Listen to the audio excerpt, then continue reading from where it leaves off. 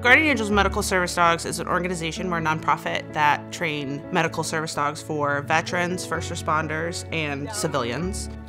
We train them to do a variety of tasks, mobility work for people with physical disabilities, PTSD work for people with invisible disabilities, and seizure alert, diabetic alert, things like that. I would say the majority of people that come through our front door have had multiple suicide attempts. They have been through the therapies and the drug regimens. I mean, we have 22 veterans a day that commit suicide because their disabilities become so encompassing and take everything away from them that they have this tremendous downward spiral that they don't want to exist anymore. So what we do is we change that. While I was deployed in Iraq, I guess one night out of nowhere while I was sleeping, I ended up just having a grand mal seizure. From there, it just kind of been advanced and hasn't been controlled too much. You know, he's able to just tell whenever there's a sign about to come around. You know, he's just able to let me know with some of his warning signs that he gives me. And again, that's just from what they've taught here.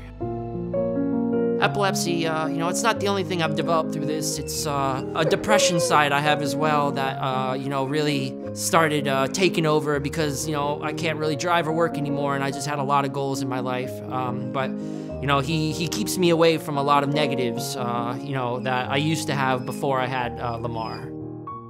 It's overwhelming. It just is overwhelming. I mean, in all regards, not just as, you know, Ed dealing with it, but as his mom, watching him go through that. And, you know, to be truthful, Lamar is almost an asset to me as well.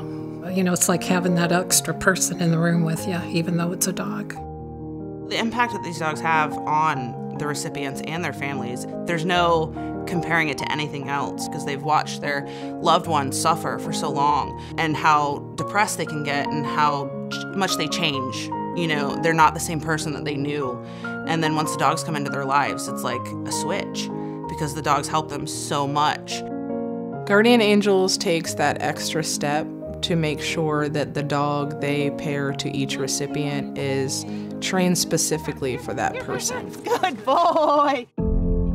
Watching the pairings, as soon as they get to a certain point close enough to their recipient, they know that's my person. And them putting in that extra effort to really make sure that the dog specifically bonds to that person and can specifically help the needs that they have, it's special.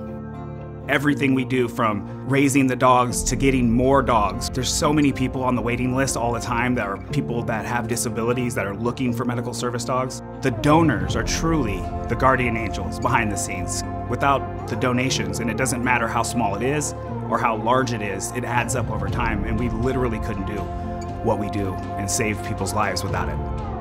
I think it's incredible, the work and the success that we have had here. I love hearing the stories. I keep promising someday I'm going to write a book of all the stories because everyone is unique and impactful. But you know what? It actually makes me want to hurry up and get to the next one. We all work together for a common cause. Everybody understands the importance of what they do. They're not here for a paycheck. They're here because it's a passion.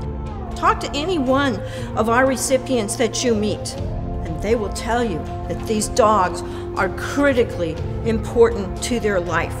I can't tell you how many times people have told me that if it wasn't for their guardian angel, that they would not be walking this earth today.